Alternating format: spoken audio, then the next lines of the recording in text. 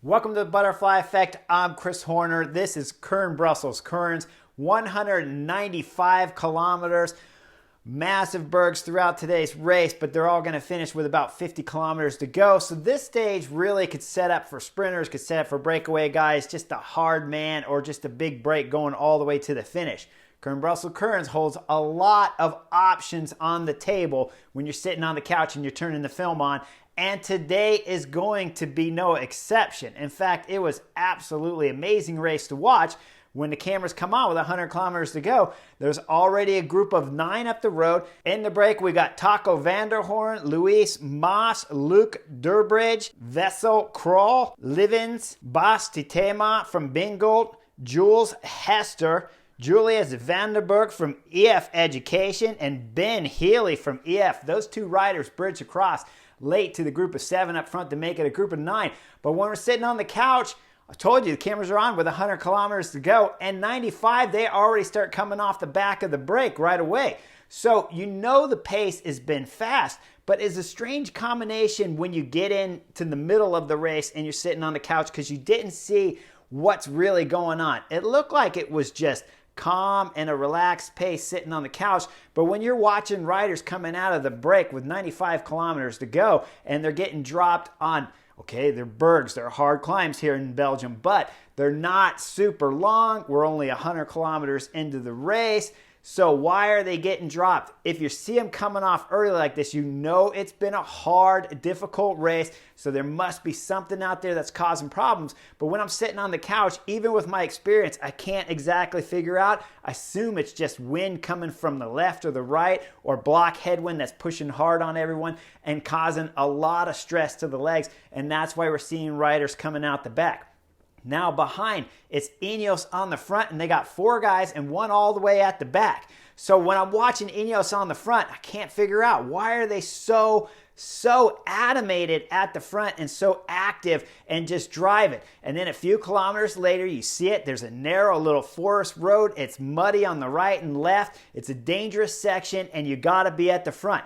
But still, while I'm sitting on the couch, I'm thinking, what's Ineos doing? This is a lot of energy to be spending up there when you're talking about Jonathan Narvaez and you're talking about Tom Pidcock being your 2 big leaders here on a stage that if it comes down to a sprint, most likely they can't win a sprint amongst field sprinters here when you're talking about Caleb Ewan, Fabio Jakobsen, Giacomo Nizzolo, and all the great Belgium classic sprinters that you can have are starting the first weekend up here at Kuurne Brussels Kuurne.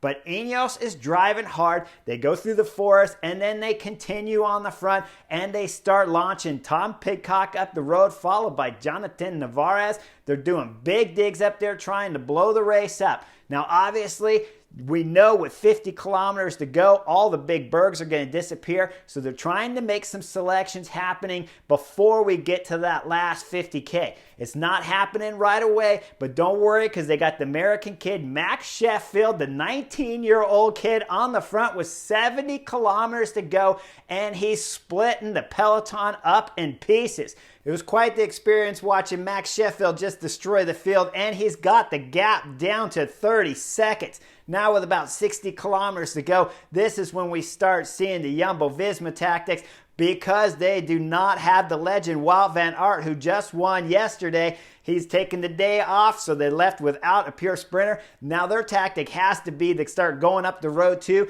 and they're on the same game plan as Ineos. First rider to go up the road is Nathan van Honeydonk, and he's throwing in a big attack up the climb and bridging up to the 5 breakaway riders that are still left from the original break of 9. Now, they'll catch that break, and then right away, Tis Benoot will launch. And when we go over the top of the climb, it's a group of 17.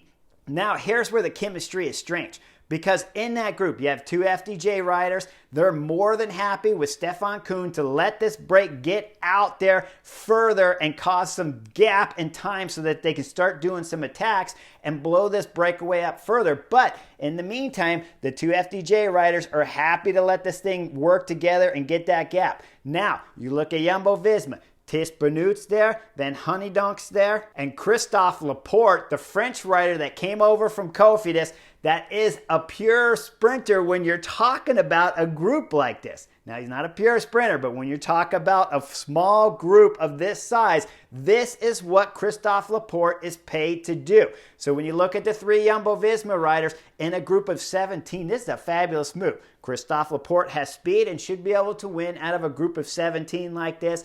Van Honeydonk, super strong, can go up the road. Thies Benoot, we already saw yesterday that he's flying at Het Nieuwsblad, and now he's in the front group again, being active and attacking like crazy. Now, to my disbelief, they're attacking a little bit too soon. When the gap's only 30, 40 seconds, they got to let the stew brew a little bit. Let it breathe a little bit. Let the gap get out there.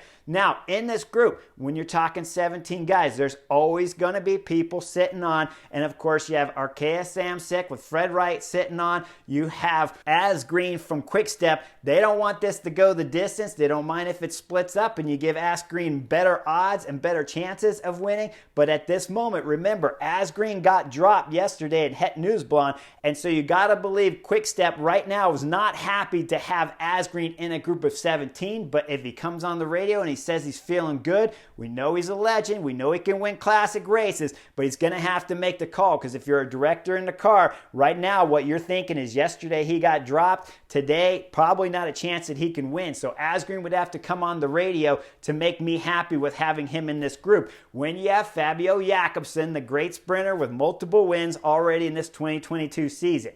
Now behind, you have Israel Startup Nation that's chasing like crazy. Now back up front, though, when you're looking at the other individual riders like Tom Squinge from Trek Segafredo, he's not going to be happy. Kevin Vauquelin from Arkea Samsic, he's not going to be happy. They got sprinters on their teams. So there's multiple reasons why we're looking at this group of 17, and it may or may not make it to the line. What decides if a group like this can make it is really the big numbers. Jumbo-Visma, FDJ, and of course, Ineos are the 3 teams that are going to decide whether or not if this breakaway has a chance. And when I'm watching it from the couch and I'm seeing the Jumbo-Visma tactics of just attacking the group all the time, opening up gaps, not allowing the group to get that flow going. Anytime I would see somewhat of a flow with Ineos, FDJ riding through, and a couple of the individuals, because remember, Matteo Trentin from UAE Team Emirates, he's happy to have this group go. There's no reason he needs to go back. Ivan from Movistar, he's going to be happy in this group. Luke Durbridge from Bike Exchange, who's one of the original from the break of 9 early in the race, he'll be happy to let this go if his legs will just have anything left in him to fight all the way to the end. And let's not forget about Taco van der Hoorn, because Taco van der Hoorn from Intermarché, we've seen him win a stage at the Giro last year, and he's still in this break, one of the original group of 9. Along with him is Livens from Bing Gold, who's surviving and will be happy if this group goes. So when you look at the chemistry, if Jumbo-Visma could just give this group a little bit of time to get some gap and let the chemistry start to work, I think it would come together. But it takes those teams, those big teams with numbers in this group, to allow that to happen before this break could stand a good chance. Now behind, with 40 kilometers to go, it's Bahrain Victorious, Arkea, Cofidis, Israel Startup Nation, and Alpecin Phoenix jumping on the front. And the gap is down to about 30 seconds because, again, every time the gap goes up with an acceleration from the attack from the Jumbo-Visma riders in the break, the gap will go up and then it sits. The chemistry is not there. It slows down and it starts to come back. But behind in the peloton, we're starting to see the numbers just get smaller and smaller. Israel Startup Nation had 4 at the front to begin with. Now they got 1s and 2s up there pulling with Arkea, Cofidis, and of course Alpecin Phoenix. Now when it gets down to 20 kilometers to go, we're really starting to see some desperate pulls on the front, because it's none other than Bahrain Victoria's Sonny Colbrelli that's on the front. Sonny is doing big pulls on the front. He's got the gap down to about 8 seconds to the group up front. Now they got him in sight and they're just about caught with 18 kilometers to go when we see Ineos and Jumbo-Visma go up the road with Christophe Laporte, and it's Taco van der Hoorn Intermarché who's still attached. He's from the original break of 9 guys. You got to appreciate the effort Taco van der Hoorn is putting on. He's doing a show up here for us sitting on the couch with 18 kilometers to go. When they're attacking, there isn't even a time gap up on the screen because they're basically caught from the peloton. It's a last-ditch effort as Christophe Laporte is going up the road. I'm sitting on the couch. I'm like, come on, guys. You guys were caught a long time ago, Jumbo-Visma, when you just would not work together at all to try to help this break. Originally of 17 go the distance. Now Christophe Laporte's putting in a final dig. He gets a little bit of a gap. It's 10 seconds to the group of 3 up front. Taco van der Hoorn, to my disbelief, is coming through and taking pulls. Narvaez from Ineos, he was been aggressive all the way from 80 kilometers to go, and his team, Ineos, have just controlled this race all day long from 100 kilometers all the way now to 18 kilometers to go. With a 10-second gap, though, how much of a chance have they got? They got 5 teams chasing back there. Finally, it's Quick-Step that's on the front, and they're chasing with their full team for Fabio Jakobsen. With 4.5 kilometers to go, it's Tispanoot, Jumbo-Visma come up on the right side of the Quick-Step train and try to get in front to slow it down for the right corner that's coming up to give Christophe Laporte a chance at winning the stage. At 10 seconds up the road, they need all the help they can get. But I'm here to tell you, Tispanoot, this is not permitted. You do not go up to the front on the train with 4.5 kilometers to go and start fighting with the Quick-Step rider. He gives Tispanoot the bump. Quick-Step flies in the right-hand corner and just stays on the gas. Now 1 kilometer later, Jumbo-Visma come to the front and do the same trick again with a left turn coming up. This is acceptable time to do it. Once the teams blow at the front and there's no absolute train on the front pulling, that's the time, if you're Jumbo-Visma and you want to slow it down, you can. But you cannot come up when there's a team train on the front. They're doing their job and then interfere with them, Tispanoot. The next time it's acceptable, but it wasn't acceptable the first time. Jumbo-Visma open up a little bit more of a gap to the threesome up front as they got a little bit of play time. Here's the problem again, though. That group of 3, it was Christophe Laporte that put in a big dig with about 4 kilometers to go on his 2 breakaway companions. And it was Taco van der Hoorn back there throwing down on the pedals, trying to close the gap with Narvaez on his wheel. They will get back on. At 2K to go, it's Quick-Step, and they're throwing in the last effort. This is impressive. They're coming from the back. 2 guys. It's Yves Lamparts and Florian Sénéchal, I believe. Yves doing a big pull to get Florian Sénéchal up to the front so he could do one last pull. He'll swing off to the left after getting Florian to the front. Florian will do one last dig for about 400 or 500 meters till he pulls off. And then it's Trek Segafredo with 1 kilometer to go that's trying to bring back the 3 leaders that still have a gap that are going to the line. Now, under 1K to go, it was Taco van der Hoorn that was on the front. He pulled to about 600 meters to go. He swings off. Narvaez is on the front with Christophe Laporte in second. We'll see Taco van der Hoorn slip back on the Christophe Laporte's wheel. Now with about 300 meters to go, Christophe Laporte takes the front. Taco van der Hoorn's on his wheel. Christophe Laporte starts his sprint with about 200 meters to go. The problem is in the group behind with 600 to go, it was Fabio Jakobsen that bumped his way out, moved upside of the peloton, starting his sprint at about 300 meters to go. At 200 meters to go, he catches Jonathan Narvaez, the Ineos rider who's fading off the group of 2 as the sprint started, and he's slingshotting off of Jonathan Narvaez's wheel with Caleb Ewan latched onto his wheel. Now Fabio Jakobsen still has 2 riders in front. It's Taco van der Hoorn that's next in his eyesight. He flies up to his back wheel, getting a draft the whole time in a slingshot off of Taco van der Hoorn's wheel. Taco van der Hoorn's day, marvelous day here at Kuurne Brussels Keurns is coming to an end as Fabio Jakobsen is flying by him with about 100 meters to go. He'll come up onto the side of Christophe Laporte, the sprinter from Jumbo-Visma, who's digging as hard as he can to the line. Fabio Jakobsen will fly by him. Caleb Ewan directly on his wheel. Ewan will try to come off the wheel, but Fabio Jakobsen just got too much speed off the slingshots when we're talking about the Ineos rider and Taco van der Hoorn.